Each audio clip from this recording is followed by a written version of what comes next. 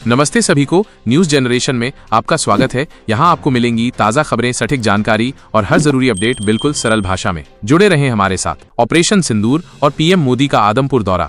भारत द्वारा चलाए गए ऑपरेशन सिंदूर की सफलता के बाद प्रधानमंत्री नरेंद्र मोदी ने आज पंजाब के आदमपुर एयरबेस का दौरा किया। उन्होंने भारतीय वायुसेना के बहादुर जवानों से मुलाकात की और उनके शौर्य की सराहना करते हुए उनका मनोबल बढ़ाया। पीएम मोदी ने अपने संबोधन में स्पष्ट किया कि ऑपरेशन सिंदूर भारत की नई नीति का प्रतीक है, जिसके तहत देश अपनी सुरक्षा के लिए आतंकवादियों के ठिकानों पर सीधे कार्रवाई करने से हिचकिचाएगा नहीं। उन्होंने पाकिस्तान को कड़ा संदेश देते हुए कहा कि ये नया भारत है जो घर में घुसकर जवाब देता है। पीएम के इस दौरे से सेना और पूरे देश में आत्मविश्वास और गर्व की भावना मजबूत हुई है। चलिए अगले खबर की ओर बढ़ते हैं। भारत पाकिस्तान डीजीएमओ वार्ता, सीमा पर शांति की पहल। भारत और पाकिस्तान के सैन्य अभियान महानिदेशकों डीजीएमओ के बीच आज हॉटलाइन पर महत्वपूर्ण बातचीत हुई। इस चर्चा का मुख्य उद्देश्य सीमा पर तनाव कम करना था। दोनों पक्षों ने इस बात पर सहमति जताई कि वे नियंत्रण रेखा LOC और अग्रिम चौकियों पर सैनिकों की संख्या घटाने पर विचार करेंगे। साथ ही भविष्य में किसी भी तरह की आक्रामक कार्रवाई या गोलीबारी न करने की प्रतिबद्धता दोहराई गई। यह कदम हाल के दिनों में सीमा पर बढ़ी गतिविधियों के बाद उठाया गया है। हालांकि भारत ने साफ कर दिया है कि अगर पाकिस्तान की तरफ से कोई उकसावे वाली हरकत होती है तो उसका मुंहतोड़ जवाब दिया जाएगा। इस बातचीत से सीमावर्ती इलाकों में रहने वाले नागरिकों को राहत की उम्मीद है। चलिए अगले खबर की ओर बढ़ते हैं। विदेश मंत्रालय का सख्त रुख, पोके और आतंकवाद पर ही होगी बात।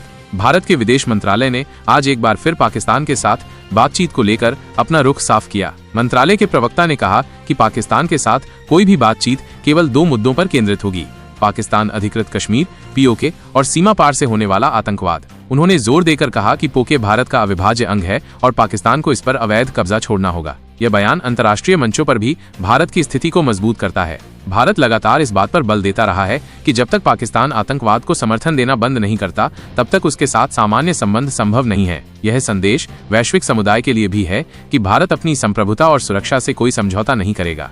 चलिए अगले खबर की ओर बढ़ते हैं। अमृतसर जहरीली शराब कांड, कई लोगों की मौत। पंजाब के अमृतसर जिले में जहरीली शराब पीने से एक बड़ी त्रासदी सामने आई है। इस घटना में अब तक कम से कम 15 लोगों की मौत हो चुकी है, जबकि कई अन्य गंभीर रूप से बीमार हैं और अस्पताल में भर्ती हैं। जहरीली शराब के सेवन से लोगों की तबीयत अचानक बिगड़ गई और उन्हें तुरंत अस्पताल ले जाना पड़ा। यह घटना अवैध शराब के धंधे के घातक परिणामों को उजागर करती है। स्थानीय प्रशासन और पुलिस हरकत में आ गई है और इस मामले की जांच शुरू कर दी गई है। कई जगहों पर छापेमारी की जा रही है और कुछ लोगों को गिरफ्तार भी किया गया है। राज्य सरकार ने मृतकों के परिवारों के लिए मुआवजे की घोषणा की है और घटना की गहन जांच के आदेश दिए हैं। चलिए अगले खबर की ओर बढ़ते हैं। CJI जस्टिस संजीव खन्ना का कार्यकाल समाप्त। भारत के मुख्य न्यायाधीश CJI जस्टिस संजीव खन्ना का कार्यकाल आज समाप्त हो गया। उन्होंने लगभग 1.5 साल तक इस पद पर रहते हुए देश की न्यायपालिका का नेतृत्व किया। जस्टिस खन्ना ने अपने कार्यकाल के दौरान कई महत्वपूर्ण संवैधानिक और कानूनी मामलों की सुनवाई की और कई ऐतिहासिक फैसले सुनाए। उनके कार्यकाल को न्यायपालिका की स्वतंत्रता बनाए रखने और त्वरित न्याय सुनिश्चित करने के प्रयासों के लिए याद किया जाएगा। उनके स्थान पर अब जस्टिस DY चंद्रचूड़ भारत के अगले मुख्य न्यायाधीश का पदभार संभालेंगे। जस्टिस खन्ना को सुप्रीम कोर्ट के अन्य न्यायाधीशों और बार काउंसिल के सदस्यों ने विदाई दी।